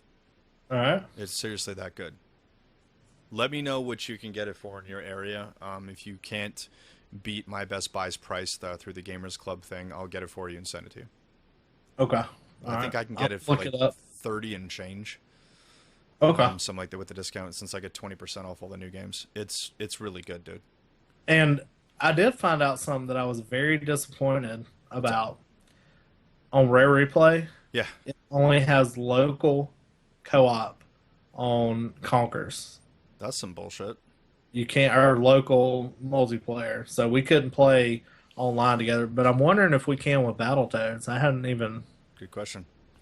We need to find that out because, like, I want to play something on Rare Replay with Sure, you. man. And I mean, it's got online multiplayer. It's just figuring out which one, is available online. I haven't looked up the full list yet, but Okay. I was really excited about playing Conkers, and then they killed me by saying that it wasn't compatible with online. So, That's kind but of yeah, silly. we'll for sure play something because it's been forever. It literally has been forever. We could always go back to our old stomping grounds on some Left 4 Dead. I haven't played that in a long time. We could. And that'd be perfect, like, to do, like, for Halloween, do some Left 4 Dead, some zombie action. I'll tell you what, dude. I'll give you one up. We can do it. I need to test this. I've actually been wondering if this is going to work because I want to see if the chat will actually come through the feed. You could join me on Retro Game Lounge live, dude. I can do it live from here. Could we wouldn't be able to, like, split the video, would we? No, Well, but you can broadcast on your side, and I can broadcast on my side. okay. Well, we'll have to talk about the whole specifics on getting everything set up Sure. because I haven't played around with it yet. I noticed a lot of people were here lately, Yes. and from what you said, it's pretty easy to set up. So It's we'll figure it easy. out. I just want to make sure that the chat actually comes to the feed. I think if I run it through the TV where it's set to come out of both, I'm pretty sure it would come through the broadcast because that's coming because your HDMI cable is basically running every single thing that's coming out of the Xbox. So I don't see why that wouldn't work. Right. But if that's all you got in news, man, we apologize, guys. We didn't get any do any user questions last week. I've got two little quick stories, and Okay. I just want to mention it for the um, listeners here. Sure. If you haven't checked out, John Favreau is actually directing a live action Jungle Book, Mm-hmm. and it looks badass. So I know I asked Jimbo this before the podcast, Mm-hmm. so he's gonna check it out. But I'm Sure. excited to hear what he thinks about it. But for our listeners, y'all go look at it and tell me if it doesn't look really cool. But that was released this past week, and also I checked out the first episode of the new Netflix series Narcos, Mm-hmm. and it's set in the early '80s, around the whole cocaine craze back Mm-hmm. then, Mm-hmm. and with Pablo Escobar and them trying to like take him down. The first episode was excellent, and I've been hearing nothing but good things about it. So definitely, y'all check out this new series on Netflix. But from what I saw so far, looks like it's going to be really good. But anyways, Awesome. let's go on to our listener questions. Yeah, man. I keep calling him user questions. I'm an idiot. Listener and viewer questions. Well, now on All Gen Gamers, they do call their listeners users. So I was kind of like, oh, okay, That's weird. we're doing that too. Users like they're drug dealers. No, that's what they call them in Tron. We're all users, right? So, Not the games. Not the games. Not the games. All right. So first of all, we need to give a very special shout out to a particular viewer slash listener in general. And I've already got his permission, so for anyone trying to play the race card, it's perfectly fine with him that I pronounce his name this way. Jorge Andres Sandoval, fighting the bulls. Yeah, with a name like that, you need to be like a bullfighter or like a fucking luchador or something. We actually, Tyler and I recently announced on Facebook that we have a t-shirt available for anyone interested. So we have an official Nerd Bucket podcast t-shirt that's sexy as hell, which features the Nerd Bucket logo, which is like the kind of kaboom orange logo on a dark royal blue shirt that we think really works. We got a really great response from those folks on Facebook, and the reason I'm mentioning Mr. Jorge Andres Sandoval is because he actually bought one faster than Tyler and I could.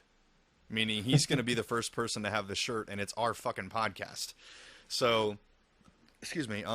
We want to give a little bit of love to this gentleman who's so supportive and enthusiastic for the podcast, and he's also a YouTuber. Actually, I will put the link to his channel in the description box on this video if you're watching this on YouTube.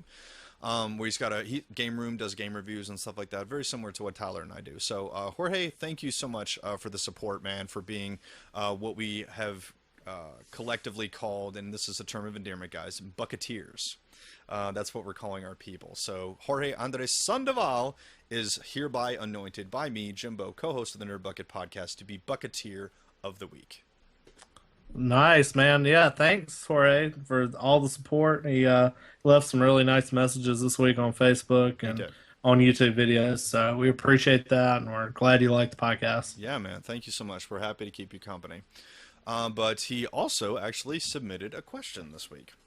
All right. So I figured since he's Bucketeer of the Week, Oh, he's got to get the first question. fuck everyone else. We have to read his first. Okay, so his question, he's kind of cheating here because it's like 5 questions, but, oh, buddy, you're killing me. We'll give him a pass here. Okay. What do you think about the Uncharted film that has been in development hell for a while now? Do you think they can make it differentiate from Indiana Jones? Who would you like to see in the 3 main roles? Main villains? Can the movie franchise succeed? That's a lot of goddamn questions, Jorge Andres Sandoval. Wow. Okay. So, What do we think about the Uncharted film that has been development? I think it'd make a really good movie, and this is from a guy who hasn't really played any of the Uncharted games at length. From what I do know of the property, I think this would be like the 21st century Indiana Jones. Like this would be the next step. You know, Lara Croft was the Indiana Jones of the 90s. This is the next generation. I can't wait for you to get a PS3. Like, I know, dude. It's really I know something. And I'm not calling you out on this because there's systems that like I don't have that. You know, I there's those just watershed games that just really just like, damn, that was awesome. And the PS3 has so many, but honestly, Uncharted 2 is one of the best games you're ever going to play. I mean, it is seriously like you're playing a movie. Awesome. If that makes sense. Who do you think would be a good Nathan Drake? Nathan Fillion. Yeah, I'm with that because he's got that is honestly the first name that came to mind when I heard the question. But he's got that kind of smart ass, and he really kind of he's got and he looks kind of like Nathan Drake too. He does. He's a little bit older than the actual character, but guys, it's Hollywood. They can make anyone look younger. Right. He would definitely be my first choice. I think he'd be a lot of fans' choices. My second choice, Chris Pine. Yeah, and I think he'd be an interesting. I think he'd be a little too goofy for. Well, no, Chris Pine. I'm thinking of he's Captain Kirk, man. I'm thinking of Chris Pratt. Sorry, yeah, Chris Pine. He might could do it. I think he'd be an interesting Nathan Drake. You know what I was watching the other day with him, and I was just like, man, he was fucking great in this. Was Smoking Aces. That's a good movie. Yeah, and he played that fucking like neo-Nazi guy that was just crazy as hell. Dude, freaking the shit just up and grabs you. Jeremy at the end, Jeremy Piven was my favorite part of that movie. Just because Jeremy Piven was great. He's like this he's coked out. Yeah, he's like this coked out like drug lord kind of guy. And I love the way he talks to his underlings, where his underlings are like dumb and he kind of embraces it and he's like, "Hey, you."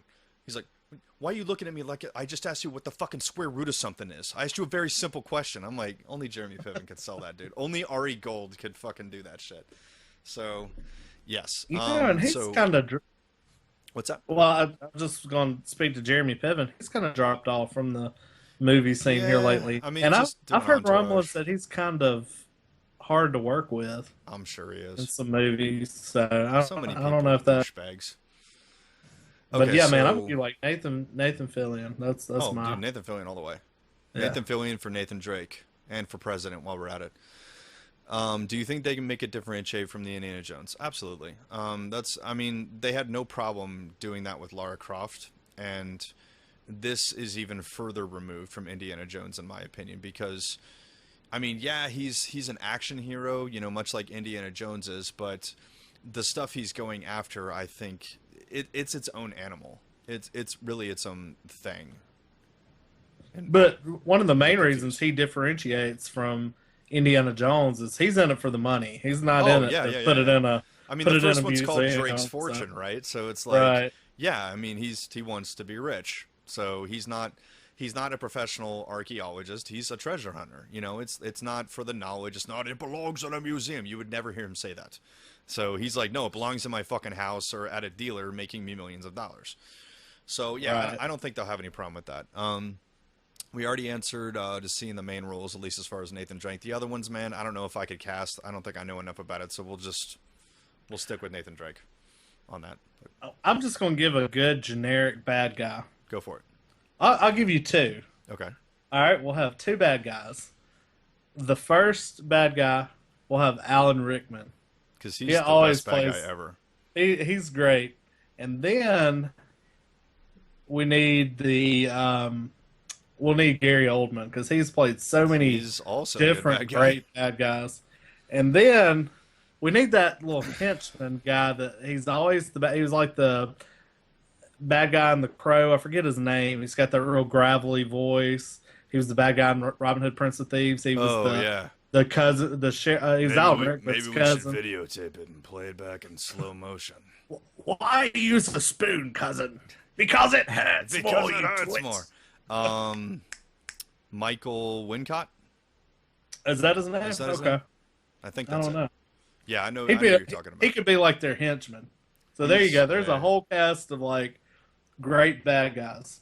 Yes, there you go. Wow, dude, you like over answered it.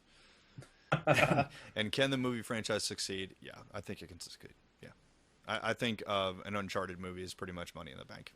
Let's just hope it's not fucking Mark Wahlberg like it was originally supposed to be. No, Mark Wahlberg is Nathan Drake. Why? Why is this happening? No, I don't know anything about this. That's pretty fucking good right Oh, there. thanks, man. I mean, except it's if he's in Ted. Mark Wahlberg in Ted, fucking awesome. That's his like. He's done some gold. good stuff, but his bad stuff is really It's bad. really bad. Like he either like is We- good or he's terrible. You know something that's been kind of like washed over and you don't really hear much about anymore, but him and Max Payne. Oh God. I mean, I honestly people thought he forget would have about made a that. decent Max Payne. It's like I think he did okay as the role. Just the movie was fucking terrible. Yeah, yeah. God. He was good in Boogie Nights too, of course. Oh, dude, I mean, of course. He was, He's Dirk Diggler, man. Like, it's like Dirk Diggler. you look, That's I right. kick your fucking ass. That movie was amazing. I have the greatest story about, and it's like just a shade related to Boogie Nights. But when we were working at the movie theater, we had the little the label maker for making name Somebody make the badges name or Dirk whatever. Diggler. Somebody made the name Dirk Diggler, and they had to like help this old lady out to the car Oh God. for something. And What's she's a like, Diggler? she's like, "What's your name, son?" Dirk Diggler. Well, thank you, Dirk. And just like hearing her say that, it was just so funny. It'd be even funnier if she actually, she asked him how much, and he's like, 5 to see it, 10 to watch me jerk off. That would have been the best. That was great. I would have been like, well, shit, she's old. So let's give her a thrill. Dirk Oh, fucking man. Diggler. You can fuck with Ringo Raphael, man. You don't fuck with Cheston Brock. Yeah, I definitely think that series can It'll succeed. pull in a wide audience because it's not just for the video. You'll have the video game crowd, then you have like older people that like, history and stuff because there's a lot of history aspects, and the artifacts they're looking for and whatnot. And, of course, people love Indiana Jones. So it's going to appeal to a wide crowd. I think so. So our next question is from Aaron Ianato. What is your top go-to? Why is everyone asking like 5 questions in the vein of one question? Can't you ask one goddamn question? What is? But we love these questions. I don't know. We do. It's just like, guys, we can only make the podcast so long. Like we're gonna have to do one podcast where we just answer questions. Holy shit! What is your top go-to song / band, movie, and game? That's 3 goddamn questions. The ones that cheer you up and motivate you. Okay, that's not a question. That's an anecdote.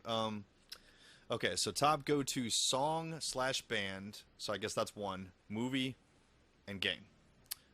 Mind if I go first? Go ahead, buddy. Oh, well, thanks, man. Okay. Song and band. I'm going to actually separate that as 2 questions because I feel that that's 2 answers. My go-to song when I really need to be, like, picked up, like if I don't feel like going to the gym or something like that and I need something that's going to, like, amp up the freaking T to 11, like, get ready to... Oh, and by the way, this is one of my most thumbs-up comment ever, was actually on this video. I think it was something to the effect of, when I listen to this song, I'm ready to eat raw steel, shoot lightning bolts out of my ass, and rip a car apart with my bare hands while screaming.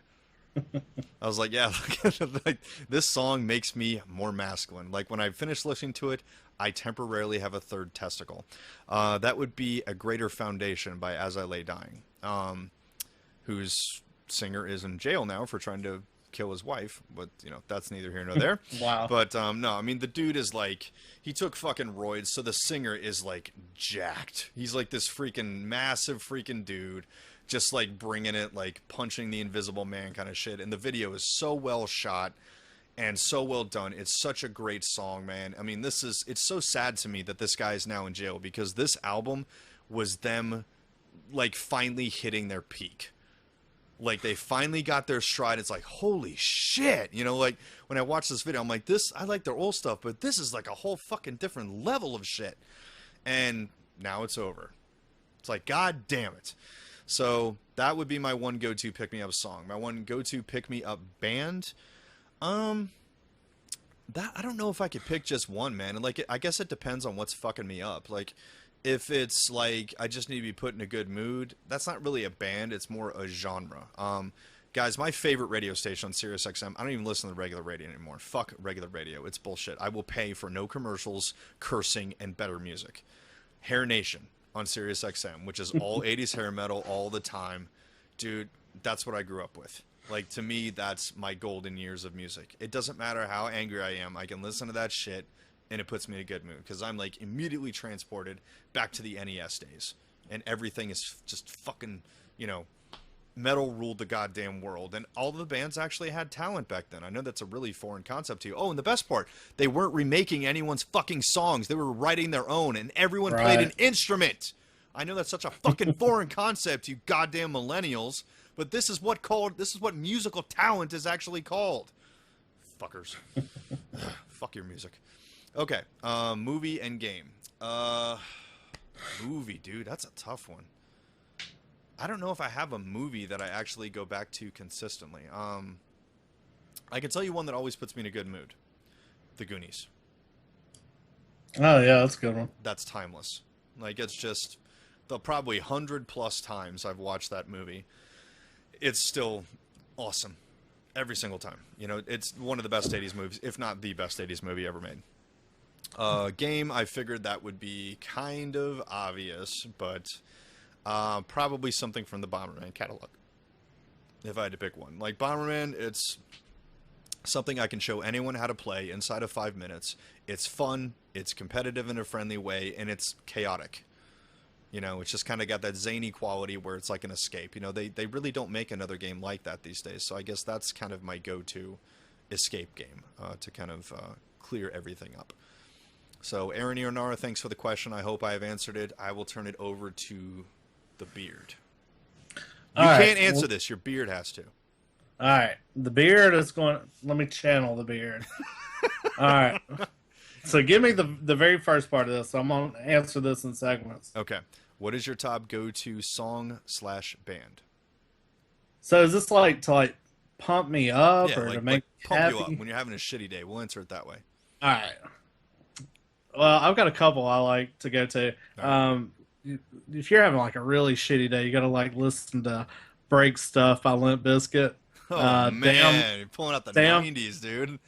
Damn That River, not audio, Alice in Chains, Gasoline, Audio Slave. Okay. So many. Limp Bizkit. Down by Stone Temple Pilots. Okay. Those are all like just real hard hitting, fast paced songs. Band to pump me up. I like Alice in Chains a lot. Incubus, I put them in there. Just as far as like rock bands. The surfer band, bro. Man, I love some Incubus. It's like lighter songs that put me in a happy mood. I'd say Dig by Incubus. Take a Picture by Filter. Music is so hard to like really... It's just hard to do something like your favorite. What else was there for questions? So my go-to. So that same question, but applied to a movie and a video game. All right, The Princess Bride. Love that. That's classic 80s, right there. Good pull. All right, and then video game. My go-to here lately has been a lot of Hearthstone. So, I don't like if I play through a game, I'm usually done with it for a while. But like the games I go back to are usually like games like Hearthstone or something I can play On my iPad or whatnot. I play a lot of XCOM too, on my iPad. Great Okay. platform to play XCOM on too. Okay. But I think that's my answer for that. Okay. Then our final question is from Mr. Eric Malloyd of Gamer Central podcast fame. By the way, ladies and gentlemen, I will actually be featured on that podcast the same night that you're going to be listening to this. I will be live as a special guest on Gamer Central. Looking forward to that. So by all means, tune in. Eric Malloyd asks, do you drink different beers for different genres of games that you play while drinking? Well, I mean, wouldn't it be a game that I'm playing while I'm drinking if I'm drinking a beer? Semi-redundant, but I get his question. Okay, so basically he's asking, do we drink different beers for different genres of games? Meaning, like, do you drink like a fucking stout when you're playing Resident Evil or something? No. Like, I don't think I've ever boiled it down to specifics like that. Like, I'm not a big drinker while I'm gaming. Like, it's more like a Coke or a root beer or Capri Sun. You know, Chuck and I go crazy for those things because they're the unofficial sponsor of Retro Game Lounge. Pay us, please, god damn it.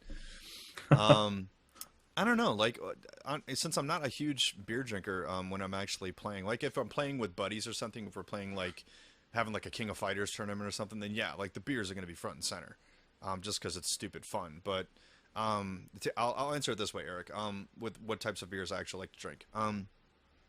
I love Sam Adams Oktoberfest. I like kind of hearty, hoppy beers that have a full flavor. I think light beer is, I think it shouldn't exist, quite frankly. I mean, it's like, if you're going to have something, enjoy it. Don't pussify it.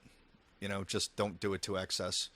So I like, not what I'm going to call douche beers, like my good friend, and I say this in jest, Ray Wild, who likes these like craft breweries that like no one's ever heard of, and they're probably questionable and probably don't live up to the health code. And as I like to kid him, like, you know, I don't care if my beer has like endangered dirt and human hair in it. That doesn't do anything for me. You know, like, I'm sure that all this artsy-fartsy crap makes you feel like fucking empowered and all this other shit, like, oh, I'm drinking, blah, blah, blah, blah, blah.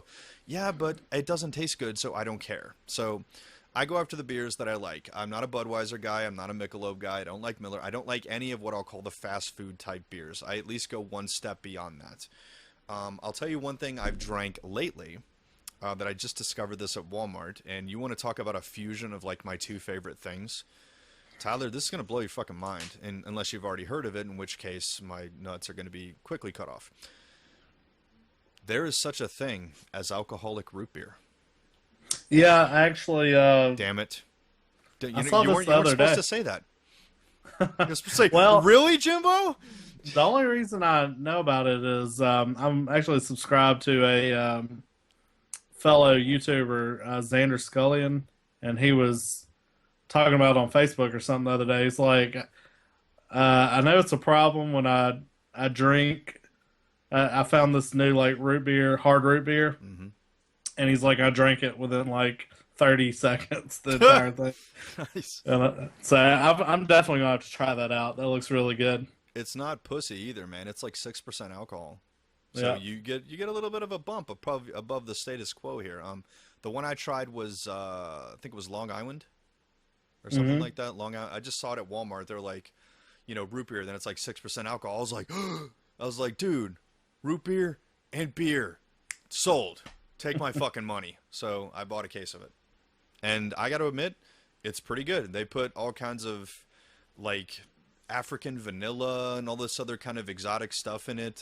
It definitely tastes like root beer. Don't get me wrong, but it's got kind of that just hint of a raw edge that a beer has. So you can, if you know what root beer tastes like, you'll be able to taste the booze. But I dig it, and it gets you drunk. So, I mean, It gets you drunk. It gets you drunk, son. Have yourself a couple Steve Weisers. Go into your truck. Listen to some Backstreet Boys. Give me a hell yeah. So, I think what for do you me, drink, Tyler? I don't really drink while I'm gaming at all. So you're like me. I'm like you. If I do drink, I like Abita Purple Haze. Even That's the really guy good. with the beard's a pussy. Oh my god. Well, I mean, they expect it from me, but well, you know, I don't do it while I'm gaming. I'm normally like I drink Coke and stuff like that while I'm gaming. But if I'm drinking, I'll drink like a Beta Purple Haze. I really like Rolling Rock. Um, I like That sounds like another YouTuber. who? Really. Somebody likes Rolling Rock on. It's a pretty big fucking deal on YouTube, likes Rolling Rock. Oh, I don't know. AVG on. Oh, I Remember don't. you did the thing where you put the beer inside that Atari thing, like it actually fit in the compartment? I honestly don't watch much AVGN. Not Honestly, anymore, no. yeah. I'm talking But old I mean, school. I'm talking about even back in the day. I never watched it much. Wow. But Fucking rebel yeah. over here, man. Well, I mean, the people who influenced me to like get on YouTube were more like Happy Console Gamer, Pete Dorr, Games81, people like that. Okay, that's cool. Now my friend Tyler, who really got me into watching stuff on YouTube, he loved AVGM, but it just wasn't ever my cup of tea. I know people just love AVGM, but Okay. I wasn't ever in that crowd. But anyways, so those, and there's actually a Mississippi brewery that makes a really good one. It's Lazy Magnolia Okay. and Southern Pecan, and it's a dark beer, and it's Wow. really good. That sounds Really exotic. good. It's very good. Awesome. It's a little hint of pecan, but or as you northern people say, pecans. Pecans, yeah. But down here, I what say is pecan. okay? Well, I'm in Virginia, ladies and gentlemen. Let's not Okay, forget that that's well. part of the South. So, There you go. we're the capital, motherfucker. But I'm so. sure there are people out west and up north that are. Pecan. I can't believe they didn't call it pecans. Pecans. That just But- sounds weird. And then my girlfriend and I have been. We'll have like a Mexican theme, like dinner night or whatever, and we'll do like. We found like these nice like daiquiri bags.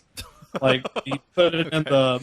Well, it comes in a bag and you put it in the freezer. You kind of squish it up or whatever. Okay. We'll pour that in a cup, and then Budweiser makes like straw burritos. Those little small, and they're very high alcohol content. They're a lot more than beer, I believe. But we pour that in the daiquiri mix that already has alcohol, and that's a nice little Fuck, kick. man. Yeah. Tyler, like, woo! Fucking streaking down the road and shit with his strawberry Rito, like, yeah! Like, what you forgot to wear anything? What are you talking about? I'm wearing my beard. Oh, that was our last question, wasn't it? That was our last question. Before we go, I just wanted to tell you guys a couple pre-order news. They've got a exclusive that maybe this will bring Jimbo into the PS4 crowd. They've got a Vader limited edition PS4 That could be that's interesting. up for pre-order now, and I pre-ordered one on Amazon just in case they go up or whatever. I'm on have a pre-order of that. I might cancel it though. I haven't decided yet. And then for those of you who say that special editions don't have anything you can use, there's Here we go. you know what I'm going to this. Here we go. All right. Xbox One Battlefield, Star Wars Battlefield, Battlefront. special edition or Battlefront. I don't know why I say Battlefield. All right, Different franchise. Star Wars Xbox One Battlefront Yes. bundle, and with this bundle, you get the game, physical edition of the game, Oh, thank God. and you get a Han Solo frozen in carbonite refrigerator, mini fridge. So it's not even frozen. It's just Han Solo refrigerated in carbonite. Because it's And not it, even and frozen. it holds like 6 or 8 cans of soda or beer or whatever. But for $120, I think that's what it was. It's not bad. That's not It's bad more for useful something you than can the actually Pip-Boy. use. This is the Right. guy who bought the Pip-Boy, which is just a toy. Like, I mean, yours is actually a utility. How many special editions do we get that like come with an art book you never look at? So many. Like a little key fob or something that you never use. So this is actually something that people can use. So I approve of those. And he's frozen in carbonite on the front.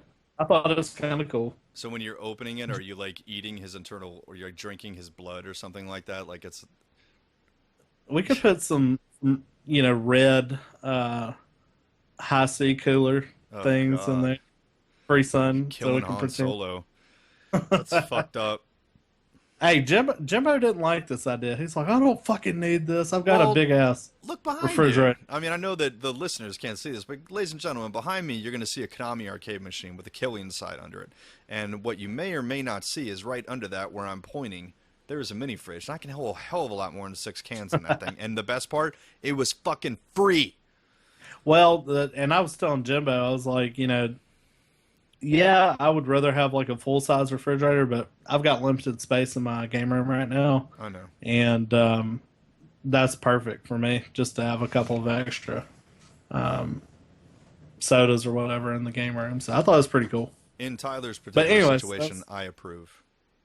Yeah. That's But okay. any other situation, fuck no. In my situation, it's fucking bullshit. We don't need that. We can get our asses up and get one, man. We've got the Killian's fridge in the back. That's how we do things here. Although it's mostly Capri Sun, but that's okay. So, dude, I don't have anything else. I don't. I'm out. Yeah, stuff. I'm nerded out, buddy. I'm exhausted. I'm bucketed out. We're gonna kick the bucket. I guess that what we call when we like enter an episode. We're kicking the bucket and have like we go. A bucket kicking noise like dong dong dong dong. We'll kick the bucket to next week. Yes, we're gonna kick it to next week where we will catch it. It's like some kind of weird space-time continuum warp, fucking gigawatt shit. What the hell's a gigawatt? So if any of y'all don't know what a gigawatt is, then you can fuck right off. Stop listening to this podcast because we are not your crowd and you are not ours. Yes, we know that gigawatt is the appropriate pronunciation. We're quoting a movie that, quite frankly, if you haven't fucking seen, just leave life and America and the planet, for that matter. Go hang out with Matt Damon on Mars. He probably needs some company. So, Tyler, it's been a pleasure. Thank you so much. You're a great co-host.